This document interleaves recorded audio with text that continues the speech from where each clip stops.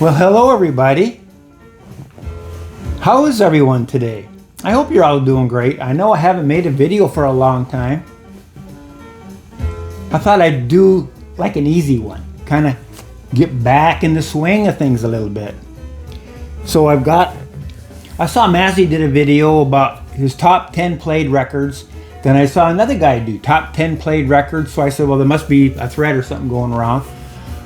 And of course I got my own version on whatever the theme is, because I don't really know.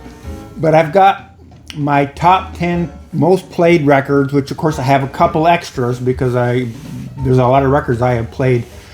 Basically, I've had to play the record 100 times at least in order to get into this list.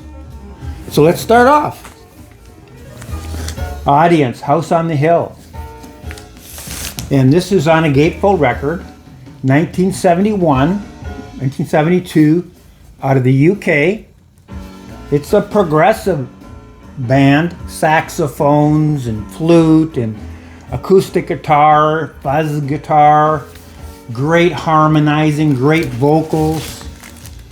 It's on the famous Charisma label, which is also called the Pink Scroll label. This is out of the UK. And the Nice is on this label, the early Nice, the early Genesis. What a great sounding label, great record. They made fantastic sounding records. And this list now is going to be alphabetical, so we're starting with A. It's not in any kind of from the favorite to the least or whatever, it's just in alphabetical order. Next one, doesn't need much introduction, is Ziggy. This is David Bowie, Ziggy Stardust. Again, 72. And, you know, I could have had Aladdin Sane in there, Diamond Dogs. I could, you know, there's a bunch of ones that I have played, but this is probably the most played one. This probably is yours as well. Next one. I think this is probably on everybody's top 10 most played list. And mine is, I've got the gatefold, of course. I've had this for 40 years like this, at least. I didn't buy it brand new. I got it from a fella in Winnipeg. And it's on the WWA label, which they use the same stamper as the VO3 stamper. It's stamped into dead wax. That's the same as the Vertigo Swirl. You know, I love my Swirl label, and Black Sabbath was one of those bands that came on the Swirl. And they sound fantastic, folks. Records on that Swirl label do. Next, this is from 74, Blue Oyster Cult Secret Treaties.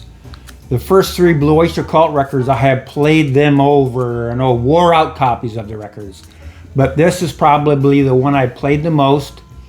And here now in the last couple years, Speaker's Corner reissued it. So now I have a hi-fi audiophile version of Blue Oyster Cult. Then we have Captain Beyond. This is another 1973 record. We've got X Deep Purple, X Iron Butterfly came together here, made probably one of the greatest rock records of all time. Captain Beyond, this is their first one, and it's got the 3D image on the front. I think I've got 3 or 4 different versions of that record. Here's Camel Mirage, again, 74, UK band. This is a lot of synthesizers, a lot of great guitar work, great, you know, vocals. Just a great, great record. Progressive music, kind of on the Emerson, Lake and Palmer style. If you haven't heard this record, but you probably all know it, fantastic record. Then of course, Depeche Mode. I probably have more Depeche Mode records, and Jethro Tull's right up there with it, and Beatles records. But this is my most played Depeche Mode record. This is usually what I've been going to a lot. This is probably one of my most played records in the last 10 years, I'd say. This Depeche Mode Ultra. And this is a UK first edition that I have. Then we come up to Grand Funk Railroad, closer to home. This record now was the first record I ever bought with my own money. I went up to Ben Franklin. I think I paid $3.99 for the record. Of course, this is not that one. This is an original Japanese pressing. Sounds fantastic. It's got that breath of life in the music, as those Japanese records do.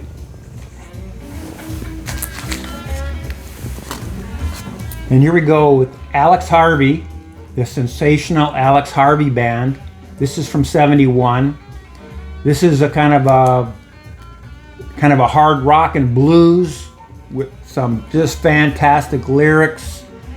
Alex's voice is one of a kind. It rocks out. It's got some softer, not say ballads, but it's just a really, really interesting record. If you don't know it, I would suggest it. It's on my top 10 list. That's how great it is. Of course, everybody knows about Led Zeppelin 4. It's fantastic. Record doesn't need any more talking about. Manfred Mann, the Earth Band. This is from '73. This is one of the top 10 records of my collection. I have played this so many times, and what a fantastic record it is. The guitar playing on this, and of course you got Manfred Mann singing and playing his synthesizer, and just the songwriting and the musicianship is top 10 of any record that I have. Couldn't recommend it higher. Of course, I played the heck out of this record. Yeah, we all have, right? Pink Floyd. Everybody's got that one. Here's another record. This is Roxy Music. And this is Stranded. It's got some fantastic songs. Like I have a lot of Roxy Music records. I think this was probably the first one that I bought. And it's 1973, I believe. It stood the test of time. It's probably my favorite one.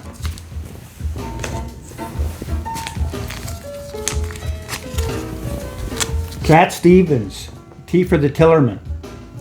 I used to have the MoFi, the 80s style MoFi, the half-speed master of this. And I listened to that so much because it sounded so beautiful. And then I've got this one now made by Analog Productions. And it's so much better than that MoFi was. And again, listen to this so much. What a great record. Here's Santana, their first, and this is on that 2LP 45 RPM version. Sounds amazing. Of course, this one's hard to get, but what a great record, the Santana. Guitar playing by Carlos Santana, all the bongos and all the organ and everything in it. Man, what a great record. Then we have Supertramp, Crime of the Century. What a audiophile record this is. And of course I have it on the half-speed mastered out of Japan on a gatefold. What a sonic spectacular. If you really want to make your stereo shine and you don't have this record, and my kids love it, everybody that knows this record loves this record. It's fantastic. Steely Dan, Countdown to Ecstasy. Again, this is 73-ish, 72. This was like the first Steely Dan record that I ever had. I guess, Can't Buy a Thrill was the first one I bought. This was the second one. And the guitar playing on this and the keyboards on this and the songwriting, of course, is so good on this. I have listened to this so many times. My favorite Steely Dan record of all time. 10 Years After, A Space and Time. This is such a great record. If I Could Change the World, right, it's on here. And I used to have the Columbia 2i, and it sounded so good. And all the songs on here are so good that I have listened to this so many times. And then I ended up buying it's on the Audio Fidelity reissued it on a Kevin Gray remaster. Yeah, it's better than the Columbia 2i. And it's on a Stoughton jacket and everything. It's beautiful. What a great record that is.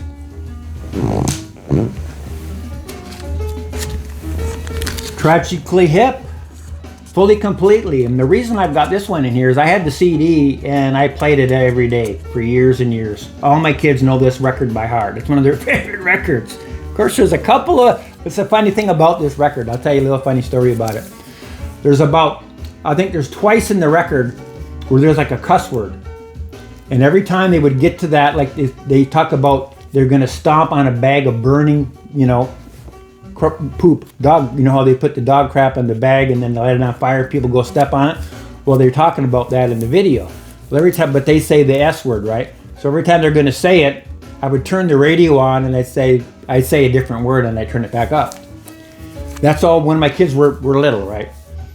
And then we know they've graduated out of high school and they've got their own copies and they're like, Dad, I never knew there was any swearing in that record forever until I listened to it in my car for myself. And now I know it's got a couple words in there that we never knew were in the word. We're in it. Here we go, folks. Jethro Tull's masterpiece. If you don't have this record, yeah, I don't know what's going on, but this is one of my family's favorite records as well as my own. Fantastic in every respect. Now we have one of my Van der Graaf generator. This is The Least We Can Do Is Wave to Each Other. This is the original on the gatefold jacket. And again, it's one of those on the famous Charisma label. I pulled out the reissue. I actually have this on a pink scroll as well on the pink scroll label. But I've gotten numerous copies. I thought this was the original press. It's the second edition. This is actually the record that I bought. This is my original that I bought when I was just about 18 years old. I bought this record, this exact copy right here. And I've got the pink scroll and I've got a 2 LP version. Yeah, but that famous Charisma, the pink scroll, that has got the edge. That's got the best sound on it. And then of course, Yes, Close to the Edge, played this umpteen times. Used to have it in the car on a cassette, and I wore the cassette out of this thing.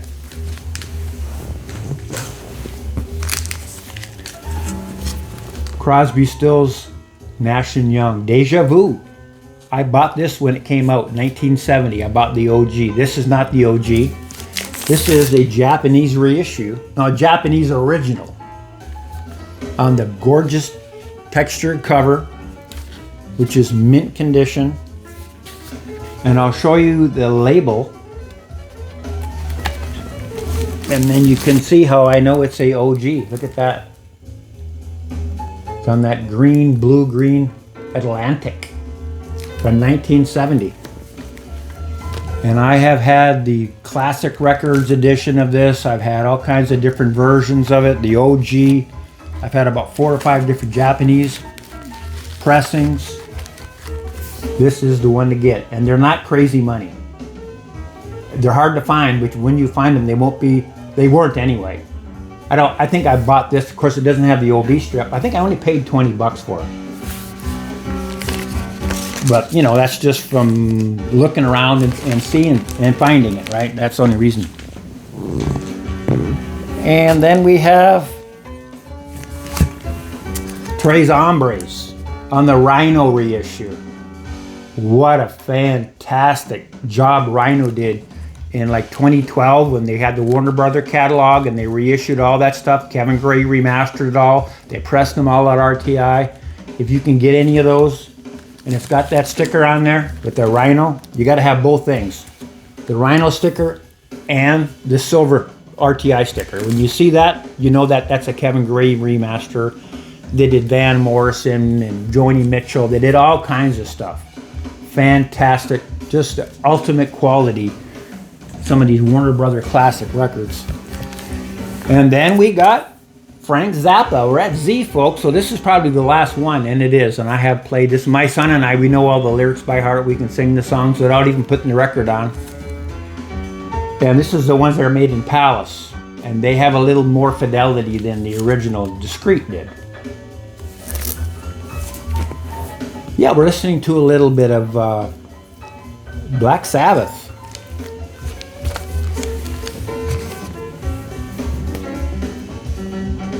Jazz Sabbath. Love this record. So I hope you all enjoyed the video. Just wanted to make a short video just to get something out there, and maybe we can get back in the swing of things. I got a couple things I've been thinking about for quite a while. And so if you enjoyed the video, don't forget to like the video, subscribe, and please share the video with other people. And that's all I have to say about it. So thanks a lot for watching, and bye for now.